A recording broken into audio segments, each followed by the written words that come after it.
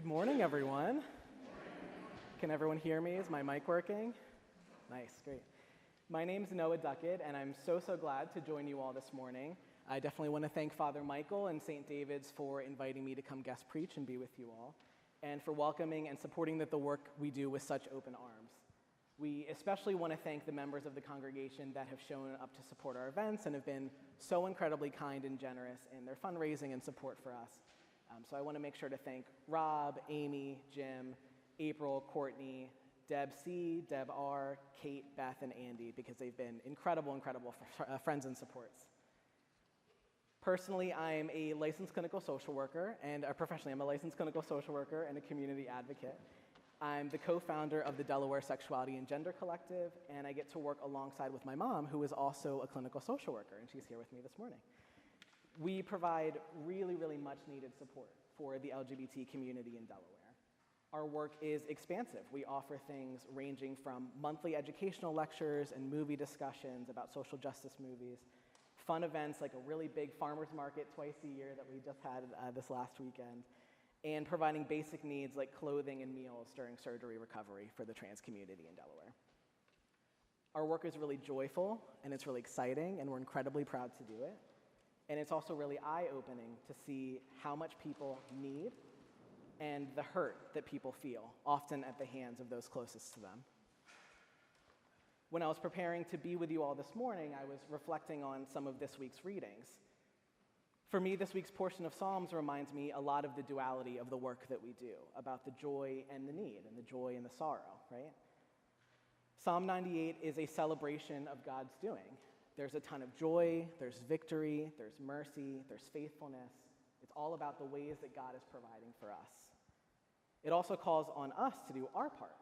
We need to be shouting with joy. We need to be lifting our voices and singing with harps and trumpets. And it's really hard not to get excited about that, right? It's a really joyful passage.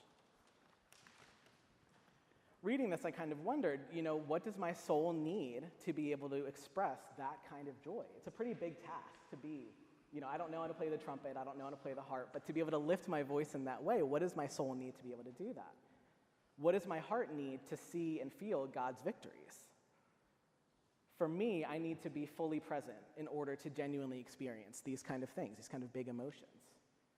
I need to feel like myself. I need to be seen and treated as myself. Maybe that means being called by the right name or being seen in the right light, right?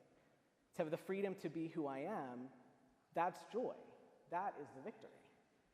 How can we be filled with song and wonder if we're not showing up authentically?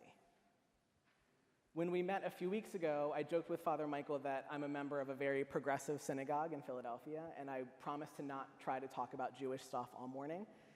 But you're out of luck because I'm going to loop it back to Torah, because I always do. And it's helpful that we have a lot of the same texts in common, because I think it flows together pretty nicely and it makes sense. But if we look a few passages before the reading for this week, if we look before Psalm 98, we can read Psalm 27. In Hebrew, it's Al tastir penecha mimeni.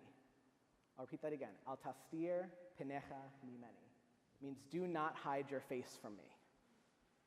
In the context of this verse, I think David is saying it to God in a time of need. It's a plea. It's asking God to stay present. It's asking God not to forsake the person saying it. Do not hide your face from me. Do not turn away from me in my time of need. When I'm reading this, I feel like it's more than that, though. It's also about ensuring that none of us are invisible. We shouldn't hide our face from God either. It's a two-way street, right? We need to make sure that none of us are hidden. It's about asking God for the strength to show our own face, and it's about working to make sure that those around us can be seen and valued and come out from the shadows. Most importantly, it's about recognizing the image of God in the faces of those around us. Every day I work with members of the queer and trans community who feel forced to hide their faces.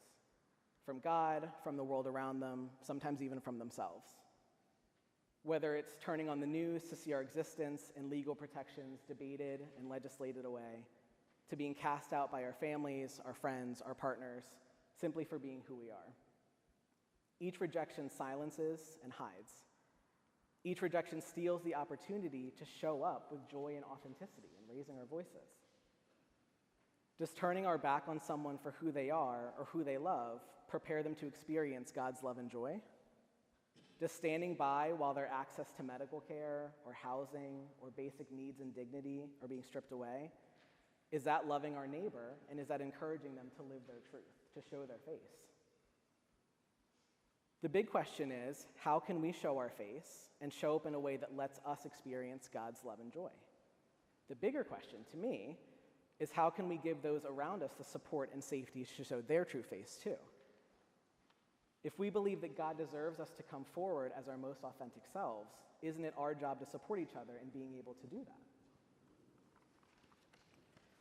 I invite us all to do what Psalm 98 calls us to do. I invite us to show up with that joy and authenticity and to raise our voices in song and wonder. More importantly, I invite us to remember what it takes to get to those hilltops. I urge us to make sure that we are lifting those around us, standing up for each other, finding joy in each other's differences and truths, showing up for each other in ways that matter so we can all celebrate together. If you'd like to learn more about the work that we do and how to support our community, we definitely look forward to speaking with you after Mass. I hear there's really great chili to be had, so we'll be mingling around afterwards. But I thank you for the opportunity, and happy Sunday.